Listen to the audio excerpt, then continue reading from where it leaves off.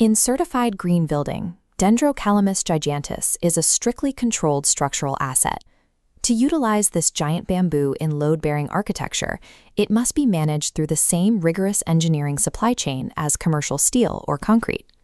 This oversight begins with the material's origin and institutional backing. The supply chain for these culms is managed by the Unity Art Collective in Gigiri, a corporate leader within the Kenya Green Building Society. Securing certifications like LEED, EDGE, or KGBS requires verified data on material consistency. For bamboo to be integrated into these builds, every pole must meet the exact performance benchmarks defined by the governing green building standards. We will trace the material's life cycle to show how that consistency is achieved, beginning with the rare genetic bottleneck of the seedling and ending at the load-bearing grading scale. Mathematical engineering at the seedling level produces the predictability required for architectural viability. To understand the engineering challenge, look at the historical baseline and physical scale. Dendrocalamus giganteus is a massive organism, capable of extreme structural support. But scaling this species for commercial architecture runs into a biological bottleneck. The plant operates on a 40-year genetic flowering cycle. This timeline visualizes the problem.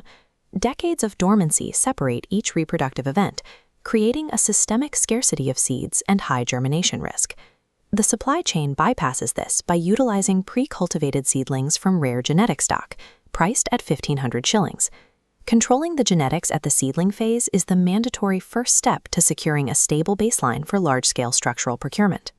Once securely planted, the established stand immediately enters a prolonged phase of rapid vertical growth and extreme diameter expansion.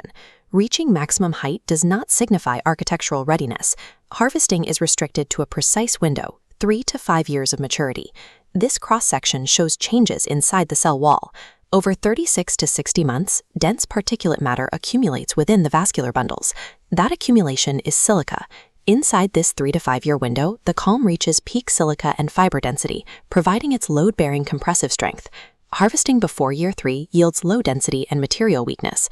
Harvesting past year 5 yields excessive rigidity, making the poles prone to brittle snapping under stress. The 3 to 5 year harvest window is a requirement of material science and the primary driver of the culm's structural integrity. Once the pole is harvested, the material enters the industrial quality assurance phase.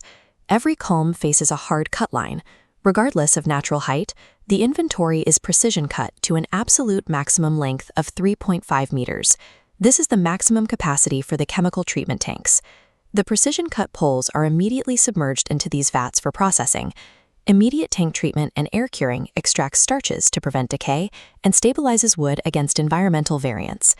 The physical limits of the industrial stabilization process determine the final dimensions of the code-compliant asset. Post-treatment, culm diameter dictates architectural application and price. 3-inch poles grade as structural infill at 2,800 shillings. 4-inch serve as the architectural standard at 4,500. 5-inch certify for heavy load-bearing at 7,000. 6-inch premium statement columns value at 12,000 shillings. This grading represents a 400% pricing variance, driven by the internal wall density and load capacity of the thicker culms. The matrix translates unpredictable organic variance into highly precise assets for structural engineers. This supply chain is anchored within Nairobi County. This proximity is vital for calculating embodied carbon, the total greenhouse gas emissions generated by the extraction, manufacturing, and transport of a building material. Sourcing these materials locally from the Gigiri Collective minimizes transport emissions compared to importing timber or industrial steel. This low embodied carbon, paired with high compressive strength, fulfills the core prerequisites for LEED, EDGE, and KGBS certifications. The results are achieved through 3 specific steps: securing rare genetics, enforcing the 3 to 5 year silica harvest, and maintaining the 3.5 meter treatment standard. The rigorous application of these first principles establishes D. giganteus as a certified baseline for sustainable architecture.